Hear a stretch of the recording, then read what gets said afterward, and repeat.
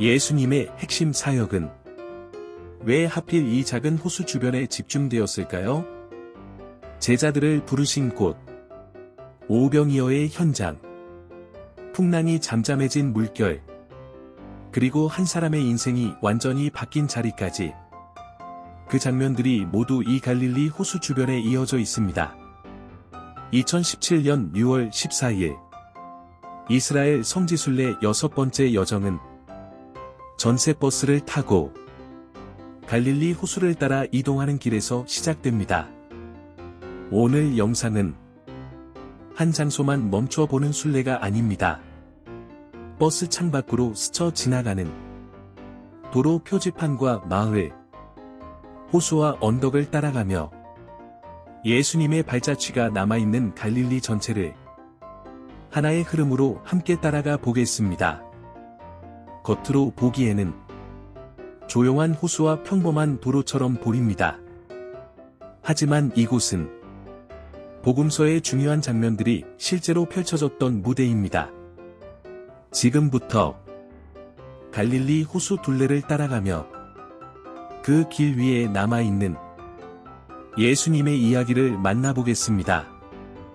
버스 창밖으로 푸른 갈릴리 호수가 넓게 펼쳐집니다. 성경에서는 이 호수를 갈릴리 바다, 디베랴 바다 또는 긴네렛 호수라고 부르기도 합니다. 이 호수는 단순한 자연 경관이 아닙니다. 예수님께서 제자들을 부르시고 사람들을 가르치시고 기적을 베푸시고 군중과 제자들과 함께 시간을 보내신 사역의 중심 무대였습니다. 복음서를 읽다 보면 예수님의 많은 장면이 결국 이 호수 주변으로 모입니다. 그래서 갈릴리 호수는 한 지명이 아니다, 예수님의 공생애를 이해하는 핵심 공간이라고 할 수 있습니다. 호수 서쪽에는 디베랴가 자리하고 있습니다. 도시의 건물과 호텔, 호숫가 도로와 야자수가 버스 창밖으로 빠르게 지나갑니다. 지금의 디베랴는 관광객이 많이 찾는 현대적인 도시이지만 이 지역은 갈릴리 여정을 시작하는 중요한 관문처럼 느껴집니다. 호수를 바라보며 길을 따라 이동하다 보면 예수님께서 왜 이 지역에서 사람들을 만나고 제자들을 부르셨는지 조금씩 실감하게 됩니다. 갈릴리 호수는 평범한 어부들의 삶의 현장이었습니다. 그리고 바로 그 일상의 자리에서 예수님은 베드로와 안드레, 야고보와 요한을 부르셨습니다. 평범한 직업의 사람들에게 새로운 사명이 시작된 곳, 그 배경이 바로 이 갈릴리 호수입니다. 버스가 북쪽으로 향하자 타브가 방향 표지판이 보입니다. 타브가는 예수님께서 떡 5개와 물고기 2마리로 많은 사람을 먹이신 오병이어 사건을 기념하는 장소로 알려져 있습니다. 생각해보면 이 사건은 매우 인상적입니다. 광야 같은 빈 들판, 많은 사람들, 턱없이 부족해 보이는 음식, 누가 보아도 모자라 보이는 상황이었지만 그 작은 것이 수많은 사람을 먹이는 풍성함으로 이어졌습니다. 그래서 타브가는 단순히 기적의 장소만이 아닙니다. 부족함 속에서도 새로운 가능성이 시작될 수 있다는 메시지를 전하는 장소로 기억됩니다. 갈릴리 호수 북서쪽을 따라 이동하는 이 길은 그 오병이어의 장면을 더욱 생생하게 떠올리게 합니다. 잠시 후 가버나움 500m라는 표지판이 나타납니다. 히브리어로는 케파르나움, 가버나움은 예수님의 갈릴리 사역을 말할 때 빼놓을 수 없는 핵심 장소입니다. 예수님께서는 나사렛을 떠난 뒤 가버나움에 머무르셨고 이곳을 중심으로 사역하셨습니다. 이곳에서 회당에서 가르치셨고 병든 사람들을 고치셨으며 베드로의 장모를 회복시키셨고 지붕을 뚫고 내려온 중풍병자를 일으키셨습니다.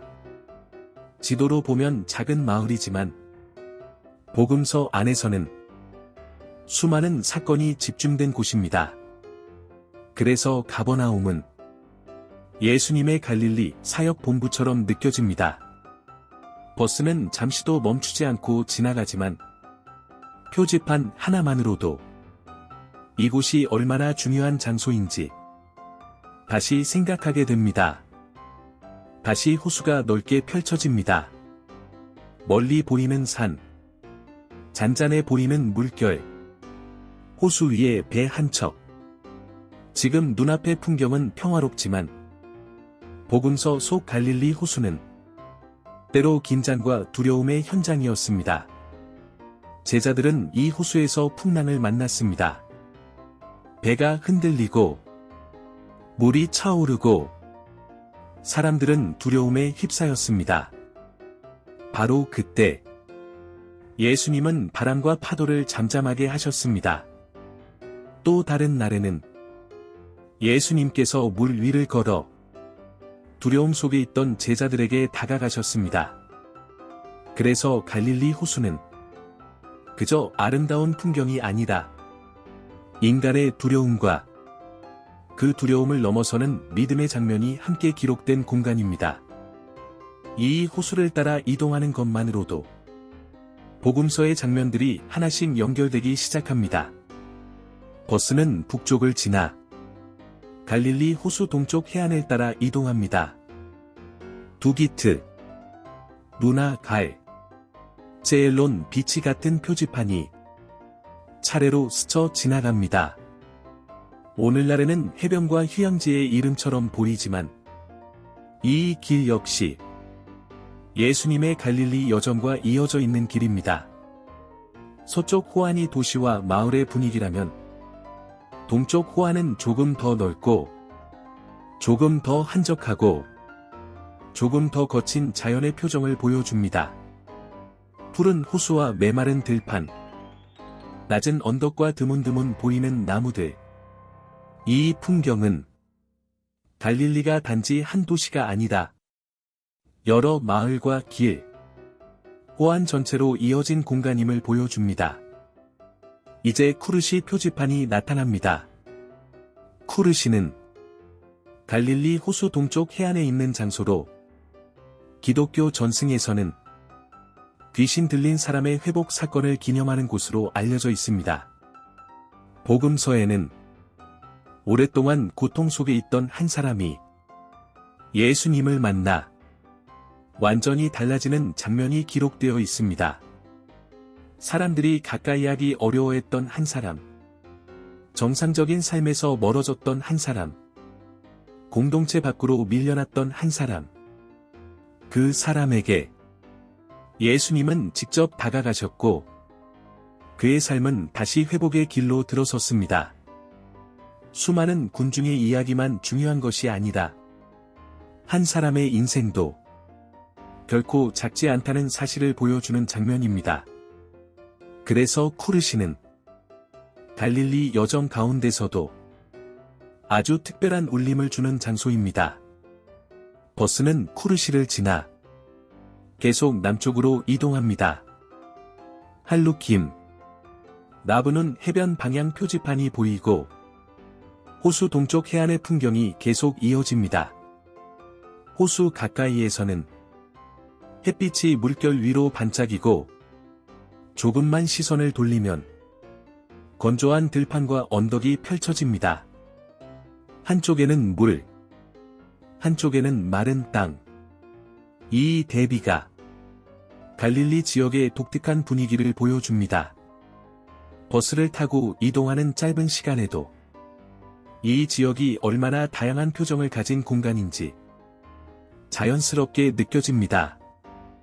조금 더 남쪽으로 가자. 사마크 표지판이 나타납니다. 이곳은 갈릴리 호수 남단으로 이어지는 길목입니다. 또한 표지판에는 디베랴와 베시안 방향도 보입니다. 이제 여정은 단순히 호수 둘레를 도는 것을 넘어 갈릴리 호수와 요단 계곡이 하나로 연결된 지리적 흐름을 보여줍니다. 이어서 요단 계곡 지역 표지판도 나타납니다. 갈릴리 호수에서 시작된 이야기가 이제 더 넓은 성경의 땅으로 이어지는 느낌입니다. 지도를 책으로만 볼 때는 각 장소가 따로 떨어져 보이지만 실제로 길을 따라 이동해 보면 모든 지명이 하나의 공간 안에서 이어져 있음을 알게 됩니다. 이 점이 바로 성지순례가 주는 큰 의미 가운데 하나입니다. 성경의 지명이 단지 문자로만 남아있는 것이 아니라 실제 땅 위에서 연결된 장소로 다가오기 시작하는 것입니다. 이번 여정은 한 성지에 오래 머무는 순례가 아니라 갈릴리 전체를 길 위에서 읽어가는 순례였습니다. 디베랴에서 시작해 타브가와 가버나움을 지나고 갈릴리 호수의 물결과 동쪽 해안, 그리고 쿠르시와 남쪽 길목까지 이어진 여정. 도로 표지판은 짧게 지나가지만 그 이름들 안에는 예수님의 사역과 복음서의 장면이 깊게 담겨 있습니다. 제자들을 부르신 곳, 많은 사람을 먹이신 곳, 풍랑을 잠잠하게 하신 물결, 한 사람의 인생을 바꾸신 자리. 이 모든 이야기가 결국 갈릴리 호수를 중심으로 연결되어 있습니다. 그래서 갈릴리 성지순례는 장소를 많이 보는 여행이 아니라 예수님의 발자취를 따라 복음서의 흐름을 입체적으로 이해하게 해주는 여정이라고 할 수 있습니다. 오늘은 전세버스를 타고 갈릴리 호수 주변을 따라 이동하며 예수님의 발자취가 남아있는 장소들을 함께 따라가 보았습니다. 창밖으로 스쳐 지나가는 표지판 하나, 호수 한 장면, 작은 마을 하나도 성경의 이야기와 연결될 때 전혀 다르게 보이기 시작합니다. 다음 여정에서도 이스라엘의 성지를 직접 걸으며 예수님 순간 채널과 함께 성경 속 이야기를 하나씩 만나보겠습니다.